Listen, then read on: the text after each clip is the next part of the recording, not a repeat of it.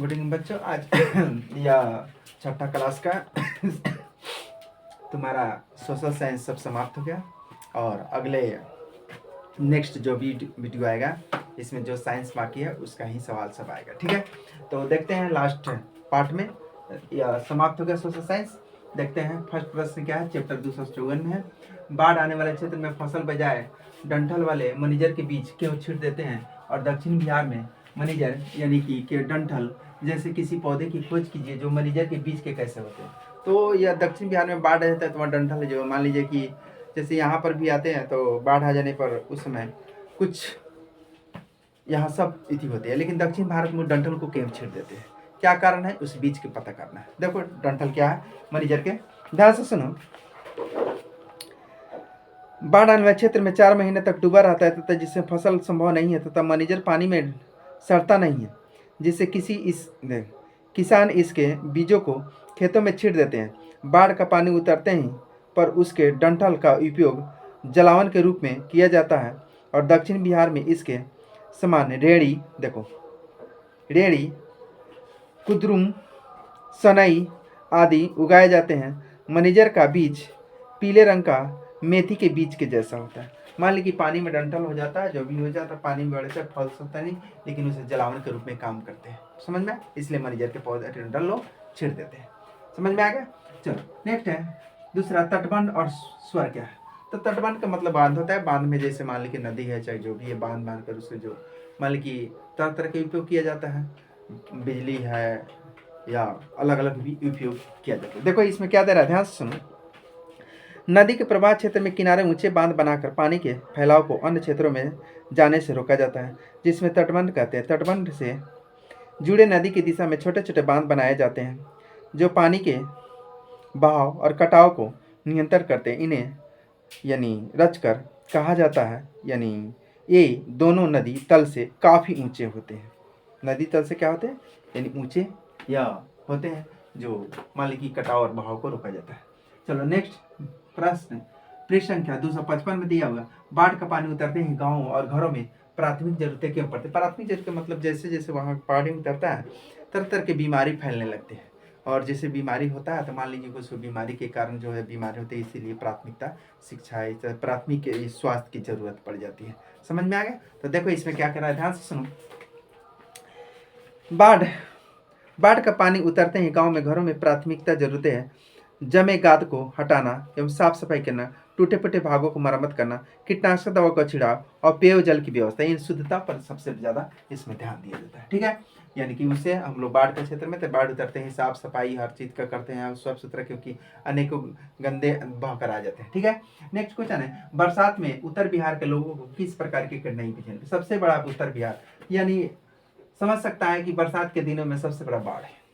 कुछ नहीं, कीचड़ है, अगर रोड सड़क नहीं है तो क्या दिक्कत होता है। तो बाढ़ से देखो कैसे कठिनाई पड़ता है। देखो बरसात के दिनों में उत्तर बिहार के लोगों को विस्थापित जिंदगी जीना पड़ती है। लोग बाढ़ की काफ़ी आशंका के तटबंधों, घरों अथवा अन्य ऊंचे स्थानों पर रहने चले जाते हैं, जहाँ वे फूस और प्लास्टिक के कमचलाऊ छत तथा दीवार बनाकर रहते हैं। कुछ लोग बाढ़ राहत शिविर के शरण लेते हैं और बचा कर रखे अनाज, मछली आदि सरकारी सहायता भी जीवन निर्वाह करते रहते हैं। समझ में आया। तो इस प्रकार या लोगों को पहले से लोग जुगाड़ कर लेता है।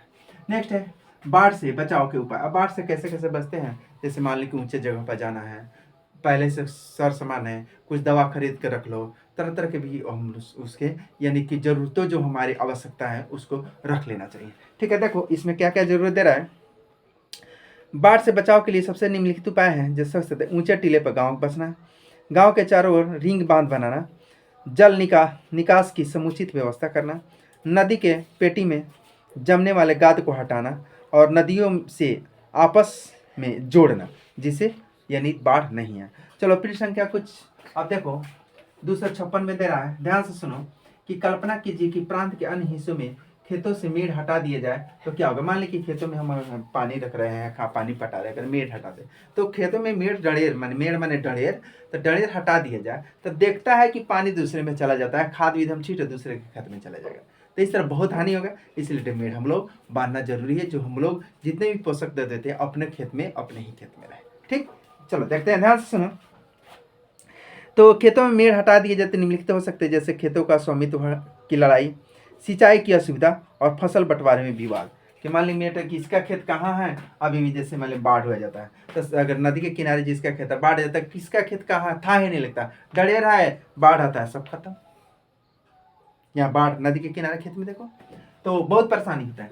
नेक्स्ट है, ध्यान से सुनो कि वैसे वस्तुओं की सूची बनाइए जो हमें ठंड से बचाती है। अब मान लीजिए कि कुछ ठंड से क्या क्या बचाता है, तो ठंड से मान लीजिए कि हमें मान लीजिए कि जैसे वस्तुएं, जैसे जाड़ा के दिन में पहले लोग चटाई है, पोरा है, तरह तरह के जो लोग ओढ़कर या छत फूस फास के, जिस तरह लोगों की ज़्यादा गर्म हो, समझ में आया, तरह तरह के, जैसे मान लीजिए कि अगर बैठने के लिए तो चट्टी के बोरा आता है, ज़्यादा गर्म रहता है, प्लास्टिक बोरा ठंडा रहता है। तो इस तरह हम देखते हैं कि और क्या क्या उपाय। ध्यान से सुनो, तो ठंड से बचने के लिए हमें ऊनी कपड़े, मोटे सूती कपड़े, कंबल, रजाई, अलाव, गर्म पेय तथा आदि का प्रयोग करना चाहिए। चलो, तो इस तरह देखता है कि अगर हम लोग क्या क्या उपयोग करते हैं ठंडे के दिन में, उसका यूज कर सकते हैं। नेक्स्ट है, दुर्गा पूजा से सरस्वती पूजा के बीच महीनों में लिखे तथा इस बीच और कौन कौन से त्यौहार मनाए जाते हैं। तो मान लीजिए दुर्गा पूजा से लेके बीच में छठ है, दिवाली है, और उसके बाद गंगा स्नान है, मकर संक्रांति है, राष्ट्रीय पर्व है 26 जनवरी है। तो तरह तरह के मान लीजिए कि क्या सरस्वती पूजा, तो इसके बीच भी आते हैं। और भी देखो इसमें क्या क्या दे रहा है, ध्यान से सुनो।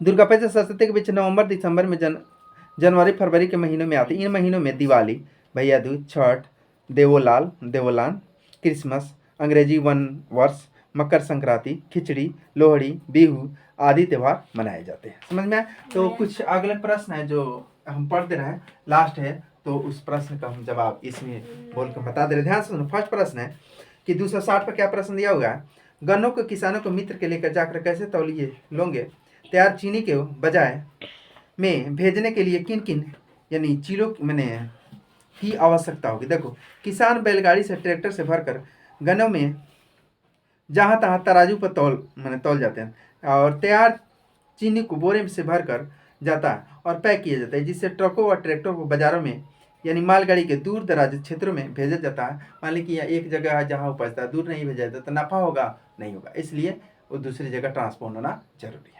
ठीक। दूसरा प्रश्न है, छोटे किसानों गन्नों को छिलकों का क्या उपयोग करते हैं। सोच, अब छोटा छोटा किसान है जो छिलकोया है उसका क्या यूज करते हैं। हमारे देखो क्या करते हैं, छोटे किसानों गन्ने के छिलके के यानी खोई का उपयोग जलावन के रूप में करते हैं। क्या चीज़ के रूप में, तो ज़्यादा जलावन, और हरा है तो मालजाल को खिलावन, यानी कि मालजाल के एथी होते हैं। नेक्स्ट लास्ट प्रश्न है, बेतिया के एक उत्पादन कागजों में मिलों और यानी डिस्टिलरियों को कच्चे माल की उपलब्धता कराते हैं, बताइए ऐसे। देखो ईख के रस में, ईख के रस से शराब, इथेनॉल बनाए जाते हैं। देखो क्या बनते हैं इस प्रकार। डिस्टिलरियाँ में ईख का उपयोग कच्चे माल के रूप में होता है। गन्ने में के कोई छिलका कागज यानी कि कागज उद्योग का कच्चा माल है, अर्थात इससे कागज भी तैयार किए जाते हैं। तो देखता है कि गन्ने का जो सिटी होते हैं उससे कागज भी तैयार किए जाते हैं, और रस से शराब है, वाइन है, इथेनॉल की तैयार की जाती है गन्ने की रस से। तो बच्चों, आज इससे जो 6 क्लास का जो भी सोशल साइंस है समाप्त हो गया है, और नेक्स्ट डे से इसका जो साइंस बचा हुआ है उसको पढ़ा देंगे, उसके बाद संस्कृत पढ़ा देंगे, हिंदी पढ़ा देंगे। तो ध्यान से पढ़ने की कोशिश करना और लिखने का भी प्रयास करना। थैंक यू बच्चों।